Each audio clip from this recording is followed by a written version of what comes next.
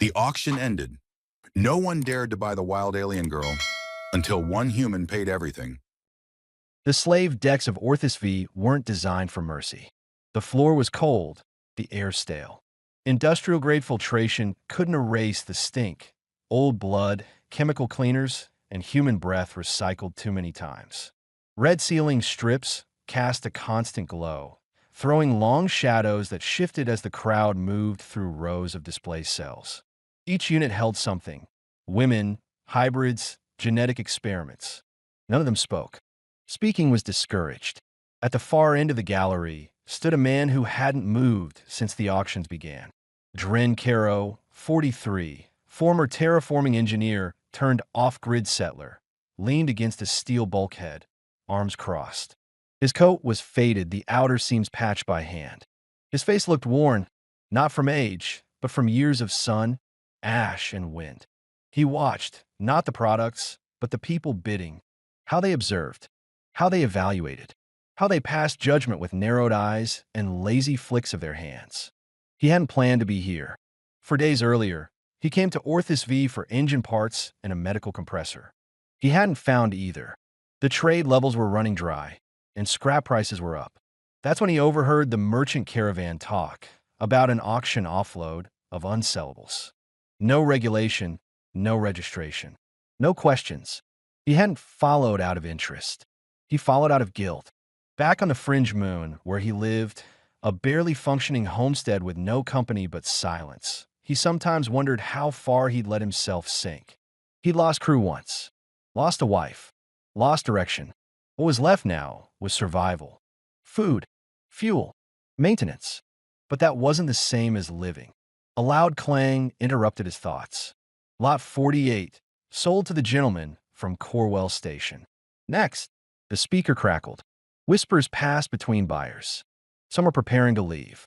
The auction had mostly cleared. Only a handful of attendees remained. Then a new sound, a gate unlocking. Chains. Dren's attention snapped forward. The platform hatch at stage left slid open, metal scraping on metal. Two guards emerged, both armored in black polymer, visors down.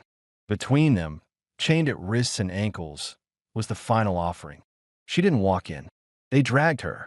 Her feet scraped the floor, bare, cracked, the soles caked with dry blood and ash. Her skin was green, deep-toned and glimmering faintly under the lights. She was muscular, not in the aesthetic sense, but like someone who had run, fought, and survived things that didn't leave clean scars. Her ceremonial garment was nearly gone, just a few strips of mesh clinging to her frame. Torn at the side, soaked through at the collarbone, and offering no coverage that could be called decent.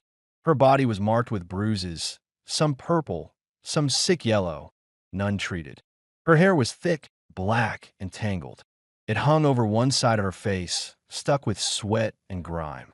Her head stayed down until the guards jerked her forward. Then she looked up. The effect was immediate. Several in the crowd took a step back. Her eyes were a piercing amber gold, slit-pupilled like a predator's. Her stare wasn't feral, it was aware. Calculating. She didn't see people. She saw threats. Lot 49, the auctioneer said, voice unusually tight. Farah. No species designation. Origin suspected outer rift. Possibly uncharted moon in Sector 9 Epsilon. Farah didn't respond. She just stood there, breath steady, arms hanging at her sides, fingers curled slightly. Not relaxed, not clenched. Ready. She has no translator implant, the announcer continued. No behavioral conditioning. No sedatives. This was a special intake. Risky but valuable. Bioluminescent traits, high oxygen efficiency, increased reflex threshold. Physical fertility confirmed through prior examination. Combative but trainable. Farah turned her head slightly. The auctioneer flinched. She bit a handler yesterday, someone whispered. She broke a stun collar last week, said another. Dren's brow furrowed. He didn't feel curiosity. He felt pressure, something internal. A sense that no one here understood what they were looking at. They weren't seeing a person. They were seeing a broken tool. And she wasn't broken. The auctioneer moved toward her, Intending to demonstrate obedience, he reached for her shoulder. Farah struck with sudden precision. She lunged just enough to snap her head forward and spat directly into the man's face. Mucus and blood hit his cheek. The crowd gasped. Dren watched closely. Not her body, not the violence. Her expression. She wasn't wild. She wasn't enjoying this. She was resigned. The announcer wiped his face, red with embarrassment. Opening bid. 10,000 credits. Silence. 7,000? Nothing. 5. Dren heard only the ambient hum of the deck systems. The auctioneer snapped. 2,000. For God's sake, someone take her. Look at her. She's strong. She's fertile. No one raised a hand. Farah didn't move. She didn't plead. Her breathing had slowed, but her jaw was tight, shoulders squared. She was preparing to be dragged back to whatever cell they stored her in. The screen behind her blinked red. Lot 49. Unsold return a holding. The guards approached. One reached for a collar chain. Farah didn't scream, but something changed in her body, like she shifted her weight, ready to resist even if she'd lose. She didn't know what they'd do next, but she wasn't going without making it hard for them. And that's when Dren stepped forward. The guards noticed him first, startled by the motion. One shifted, hand near his sidearm. Dren ignored them. He walked past the buyers, stepped up to the main console, and inserted his ID chip. The transaction screen lit green. All of it, Dren said quietly. Every credit. The auctioneer stared at him. Are you joking? Dren didn't look at him. His eyes were locked on Farah. She's not rabid, he said. She's just not yours. Silence spread like a wave through the room. One of the guards gave a short, ugly laugh. She'll rip your throat out before you get home. Dren didn't answer. He stepped back toward the platform and knelt, not in submission, but at eye level. He reached slowly into his coat, pulled out a ration bar, unwrapped it, and set it on the floor. Farah didn't move at first. She stood still, eyes on him, not the food. Then her nose flared. A twitch, a step. She crouched low, picked up the ration, and backed away again. Still watching him, Dren stood. Release her. The guards hesitated. She's paid for, Dren said. His voice was calm. Final. The lead guard pressed a button. The magnetic cuffs released with a snap. Farah stayed crouched, rubbing her wrists. She looked up at Dren, not grateful, not soft. Just waiting. Dren turned and walked to the exit. After a few seconds, footsteps followed behind him. No one spoke. The steel doors hissed open. The auctioneer called after them. Where should we deliver her? Dren glanced over his shoulder, his voice even. She walks. And she did. One guard muttered, dead in a week. But Farah's gait, though stiff, was steady. Not broken. Not trained. She followed Dren Caro into the corridor, still wounded, still angry, but no longer in a cage. He didn't know what he just bought. She didn't know why she'd followed. But both of them understood this much. The past was over. Whatever came next, they'd face it outside the walls. They walked in silence through the corridors of Orthus V, the clank of Farah's bare feet echoing off the walls. The guards didn't follow. The buyers didn't speak. No one tried to stop them, not after the payment cleared. Dren didn't glance back, but he listened carefully.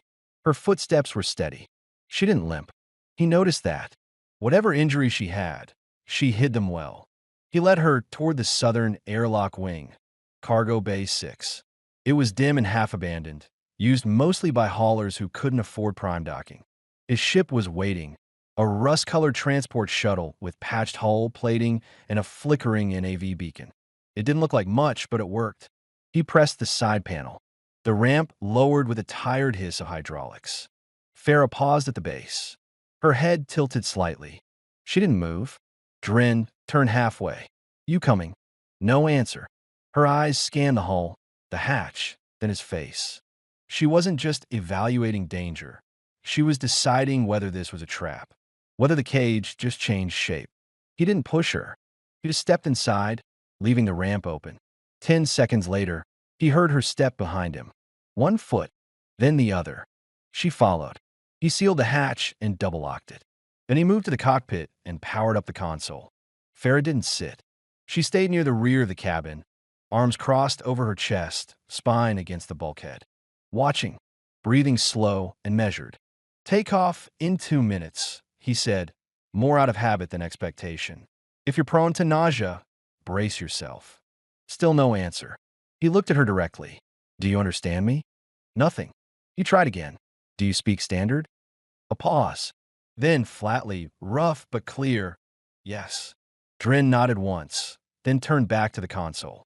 The shuttle lifted with a low vibration, leaving the rust-stained pads of Orthus V behind. The moment they breached upper orbit, Drin keyed in the destination, Caris Drift, a small, barely charted moon on the fringe of the outer belt. It was isolated, quiet, and home, at least for him. When the NAV locked in, he stood and turned back toward her. "I'm Dren Kuro," he said plainly. "I live alone. I'm not part of any syndicate. No buyers, no resale. You're not here to work. You're not here to please. You're not even here to repay me." She blinked. He continued, "You're just coming with me. That's it." Farah's arms lowered slightly. "Why?" "Didn't like the way they looked at you." "That's not a reason. I don't have a better one." She didn't laugh, but her lips twitched, barely noticeable, a flicker of tension breaking. Then she looked around. No collar. No restraints. "You want those?" "No." "Then don't need them." She stared at him again, harder this time, as if trying to find the trick. His voice, his body language, his eyes, she searched them like a survival reflex. But she didn't find malice. That was the first thing that confused her. "Why risk credits on something like me?" she asked. "Because they saw you as something. I saw you as someone." Silence settled between them again. She broke it. "Farah, I know. No tribe. No rank. No purpose." Drin didn't correct her. He just walked to the small storage panel, opened it, and tossed a folded garment her way. It was basic, long-sleeved, thermal, utility pants with drawstrings. Clean. She caught it midair, examined it, sniffed it. No perfume, she noted. No dye. "Didn't think you'd want scent traps." That earned him another flicker of expression, half respect, half curiosity. Farah moved to the corner of the ship and began pulling off what was left of the ceremonial mesh. She didn't look embarrassed. Her body bore scars, some clearly from restraint, others from claw marks, maybe combat. She dressed fast, efficient. Dren turned his back, gave her space. He heard her whisper, "What happens when we land?" "You eat," he said. "You rest. And after?" He faced her again. "Whatever you choose." That, more than anything else, seemed to unsettle her. She didn't understand freedom as a concept, only its absence. And now this man had bought her, fed her, clothed her, yet left the door open. She didn't trust him, but for now, she didn't need to run. He moved toward the back and gestured to a corner bunk, crude but warm. "If you need sleep, it's yours." Farah approached slowly. "Saturday." Touched the blanket. She didn't lie down. She just curled one leg under the other and leaned back against the wall, arms still near her chest. Dren left her there, returned to the cockpit, and checked the trajectory. Caris Drift was 6 hours out. He exhaled slowly, staring at the screen, wondering what exactly he'd just brought aboard. She wasn't a slave, but she wasn't free yet either. He'd given her a place, but not a purpose. That part was still unwritten. Behind him, Farah finally lay down. She didn't close her eyes, but for the first time in weeks, her hands were not in chains. And outside the viewport, the stars began to stretch into light. The shuttle descended into morning fog, skimming low over the cracked ridge lines of Caris Drift. Pale sun filtered through the clouds, casting the landscape in ash-blue hues. The surface below was raw, scarred earth, scrub brush, scattered prefab modules that hadn't seen maintenance in years. Wind swept across the landing site, whistling between rusted fencing and an old turbine that no longer spun. Dren piloted manually. Autonav was unreliable out here. As they neared the pad, Farah leaned forward slightly, her eyes narrowing at the sight of the terrain. She hadn't spoken since she'd woken a few hours earlier, hadn't asked questions during the descent. But she was alert, tracking every shift in motion, every click of the console. "This is it," she finally said, her voice rough from disuse but steady. Dren glanced at her. It's not much, but it's quiet. No one comes out here unless something's gone wrong. She didn't answer. They touched down with a soft thud. Drin powered down the engines, released the seal, and stood. Farah remained still. You can stay inside if you want, he offered. I'm just checking the perimeter. Takes a minute. She didn't stay. As the ramp lowered, she followed him out into the wind. Her bare feet hit dirt. She looked around, eyes scanning sky, horizon, structure, instinctive mapping. She didn't flinch at the cold, though her arms folded briefly across her chest before she caught herself. Drin walked ahead, toward a rust-colored shelter that looked more like a reinforced storage crate than a home. Thick walls, solar panels patched with reflective tape, and a dented side door. No sign of intrusion. He tapped a code, and the lock clicked open. Inside was simple, functional. A cot, a metal sink, a fold-out table, and stacked bins of tools and supplies. The air smelled of stale heat and synth fabric, but not rot. Farah stepped in behind him, nose twitching. "No one else lives here?" she asked. "Not anymore," he said. He didn't elaborate. She didn't press. He unlatched one of the containers and tossed her a protein bar and flask. "Start with that." She caught it one-handed, turned the bar over in her fingers. "This is not standard ration. No preservatives. I make my own." She stared at him again. "Longer this time. You cook." "When I can. I used to design terraforming systems. Soil hydration. Bioseeding. Food mattered." She bit into the bar. Chewed once. Paused. "It's real." "I know." Silence lingered while she ate. Drin unpacked supplies. Swapped out an air filter. Checked the indoor sensors. Nothing threatening in range. Finally, she sat on the floor near the table, her posture guarded but not aggressive. "You live here alone how long?" she asked. "For years." "Why?" He looked up from the tools. "I stopped wanting to be seen." That seemed to resonate. She looked down at her hands. Her knuckles were scarred, nails broken, skin still healing from restraints. She didn't hide them, but she didn't like looking at them either. "You said they saw me as something," she said quietly. "What did you see?" Drin hesitated, then said, "Someone who didn't surrender. That's not strength. That's survival. They're not always different." Farah nodded once, slowly. There were more questions unspoken. Why he'd spent everything to take her, what he expected from her now, but she didn't ask them yet.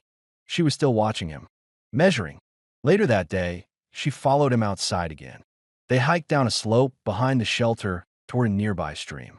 Caris Drift wasn't a dead rock, just quiet and forgotten. Water still ran from the cliffs in slow rivulets, enough for filtration.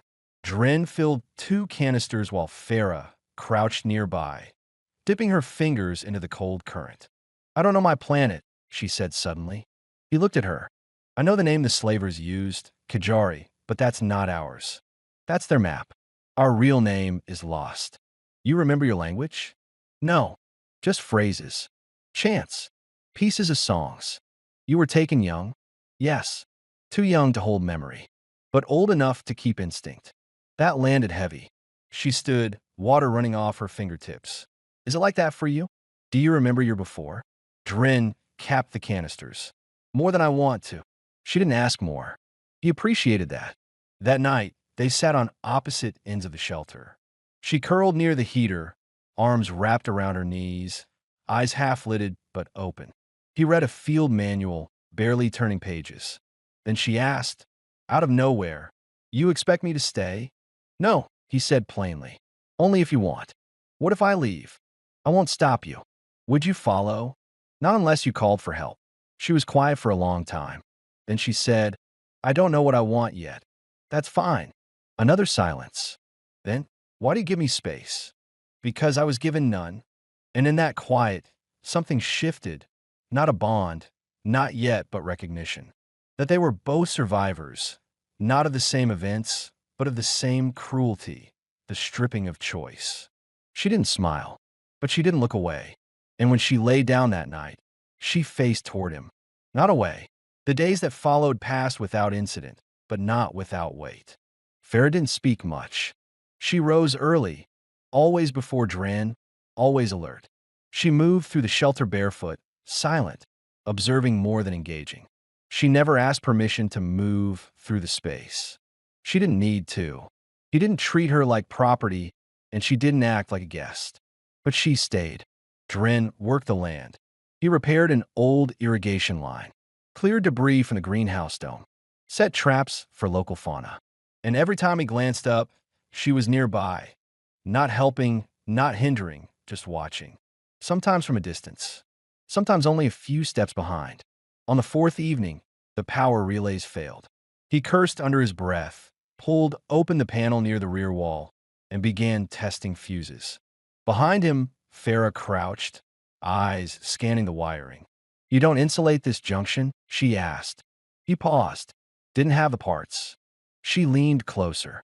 "You'll fry this board during the next surge. That capacitor's bleeding." He turned his head slightly. "You know systems?" "No, but I remember things. I watched the text on the transports. Listened. I was quiet, so they ignored me." He handed her the tester. "Show me."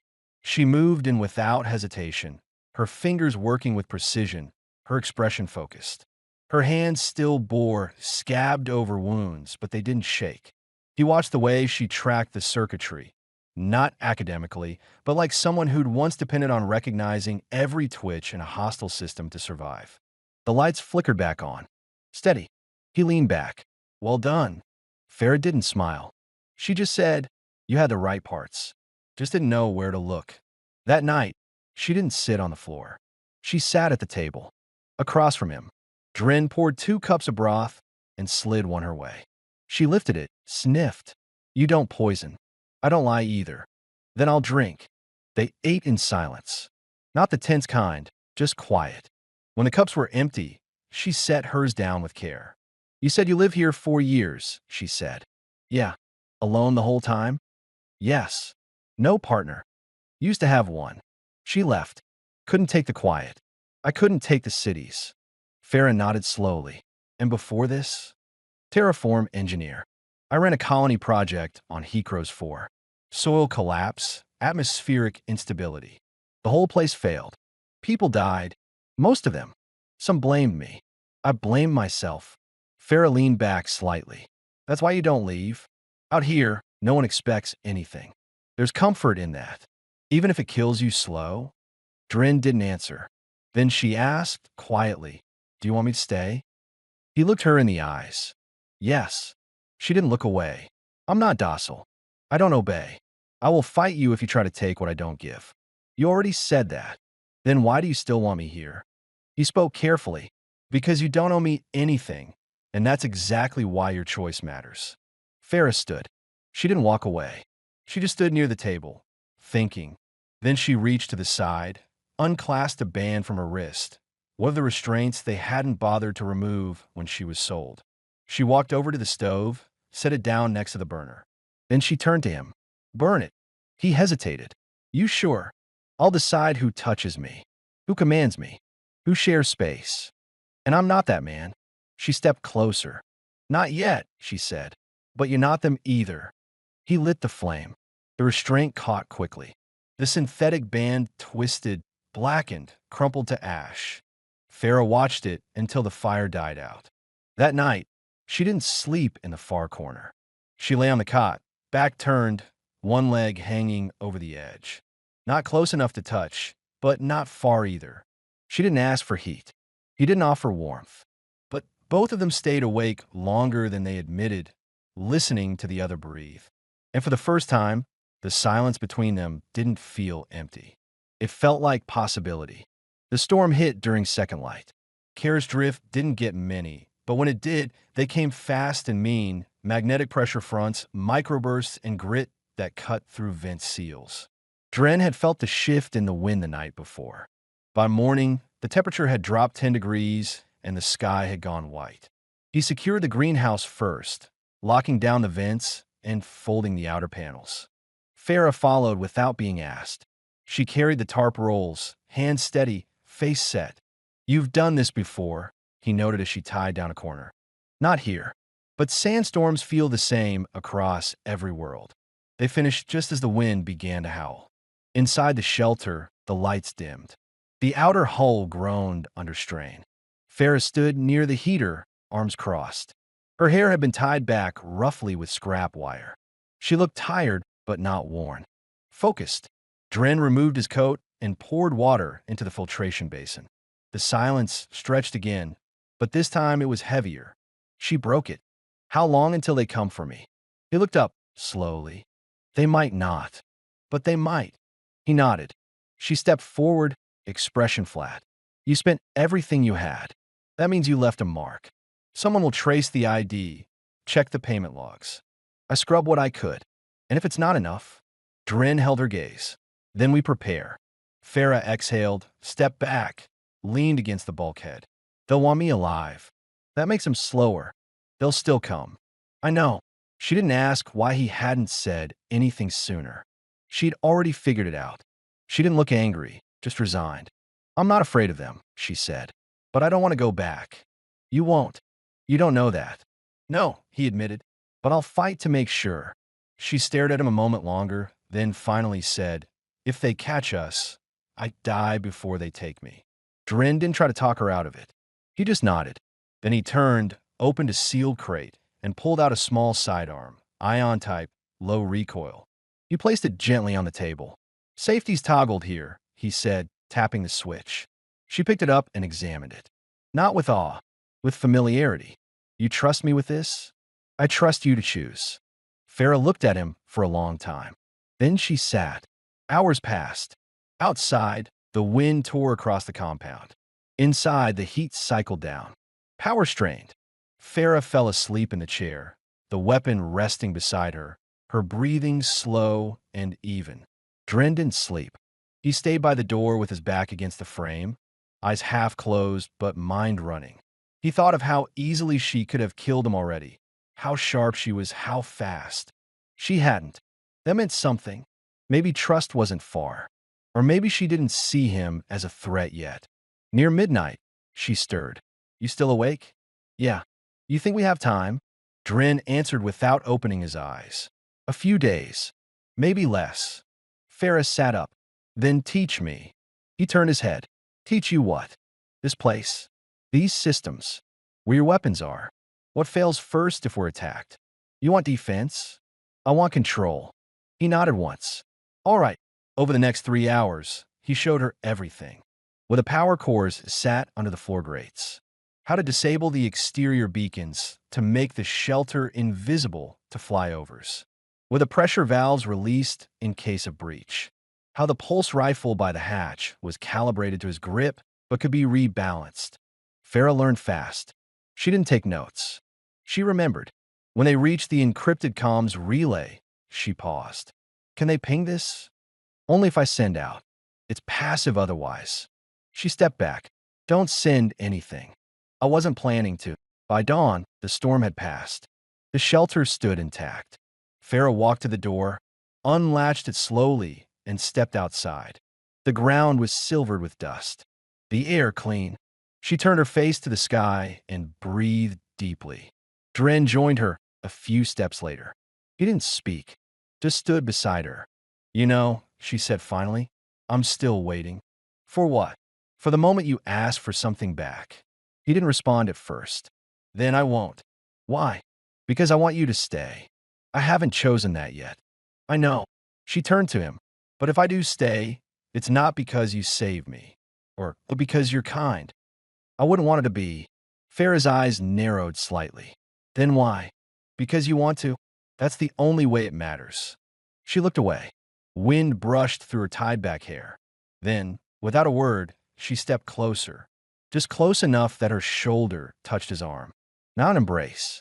Not contact born from affection, but from decision. A quiet, deliberate decision. And neither of them pulled away. Dren woke to the low chime of the perimeter alert. It wasn't loud, just a two-tone ping embedded in the walls. But it meant one thing, movement at the ridge. He sat up, slid his legs off the cot, and reached for his boots. Across the room, Farah was already awake. She was standing, eyes fixed on a wall display. She didn't look surprised, just ready. Dren checked the signal. One heat signature, maybe two. Unregistered, high body temp, humanoid or close. Approaching slow. Watching. Scout, Farah said flatly. Testing your response. Drin nodded. They won't come all at once. Not if they want you functional. They'll hit tonight or tomorrow. I'll seal the greenhouse. We prep fallback. Farah reached for the rifle near the hatch. I stay high. If they cross the second ridge, I shoot. He paused. You trust me to cover you? I trust you to survive. That's different. He accepted that without protest. They moved in sync through the shelter, sealing compartments, loading reserves, disabling navigation beacons. Drin placed one of the ration bags inside the escape sled, but Farah stopped him. No fallback unless you go too. You planning to die? I'm planning to decide. That held more meaning than he wanted to admit. By dusk, the wind had returned. Not a storm, just pressure change. Enough to mask distant footsteps. They ate sitting on the floor, no lights, no words. Drin chewed slowly. Farah barely touched her food. Then she asked, If I die, will you burn me? He met her eyes. No. Why not? Because that's not what your people did. I've seen the markings on your skin. You bury with rights. She blinked. You noticed, she said. I notice a lot. Farah looked down at her arms. Her bioluminescent markings shimmered faintly in the dark, like memories surfacing. Do you know what these mean? No. Neither do I. Her voice cracked just slightly. She looked away, jaw flexing hard. Drin reached over, not fast, and touched her forearm. Just 2 fingers against skin. Farah flinched. Then she stilled. He didn't move further, just held the contact. You'll live, he said quietly. We both will. Don't promise things you can't control. I'm not. I'm just saying I won't let them take you. Her eyes found his. And if I say I want to stay, you already have. She didn't speak for a long time. Then she leaned forward. Their heads nearly touched. The rifle lay forgotten at her side. Touch me, she said, barely above a whisper. But don't take. I never would. I know. She moved first. Her lips brushed his, not with hunger, not with need. With permission. With choice. Drin responded gently, his hands staying at her sides. He didn't pull. Didn't control. He followed her lead, reading her rhythm, her breath. Her body trembled once, then pressed closer, solid and sure. They moved together onto the cot. Not rushed. Not desperate. Just there. Together. Heat between them rising slow, earned. Her hand ran along his chest, pausing over old scars. She kissed them, one by one, as if learning his map. No words passed for minutes. Just breath. Just bodies finding place. Later, when they lay side by side in the dark, Farah's head on his chest, she whispered, They took everything from me. They won't take this, he said. She was quiet. Then, if they come, we fight. Yes. And if we lose, we don't. She didn't respond, but her hand curled over his heart. And when the second perimeter alert sounded, 3 blips this time, closer, neither of them panicked. Because this time, they weren't surviving alone. They would stand together. The first shot cracked through the pre-dawn air, clean, distant, and silenced. Drin dropped to the floor, rolled to the storage case, and keyed open the weapons rack. Farah was already up, crouched by the wall panel, eyes scanning the terrain through the viewport slit. She didn't speak. She didn't breathe heavy. They're split, she said. 2 on the south rocks. 1 near the relay tower. 1 circling the ridge. Drin armed the secondary repeater drone, activated its scatter signal, then slung the backup rifle over his shoulder. They're just watching? For now. Waiting for a signal. They won't get one. Farah turned to him. We go loud. He met her eyes. If they cross that wire, we end it.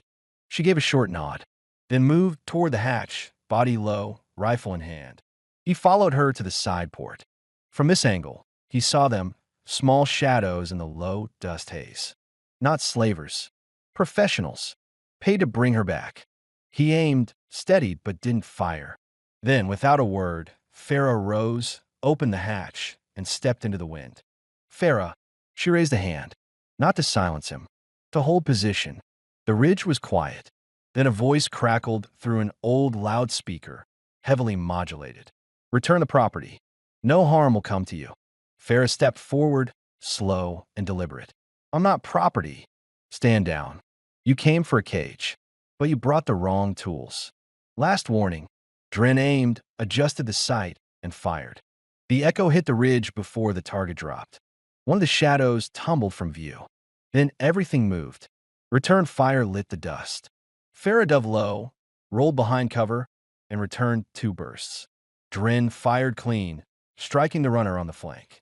He dropped fast, screaming. The third tried to flank.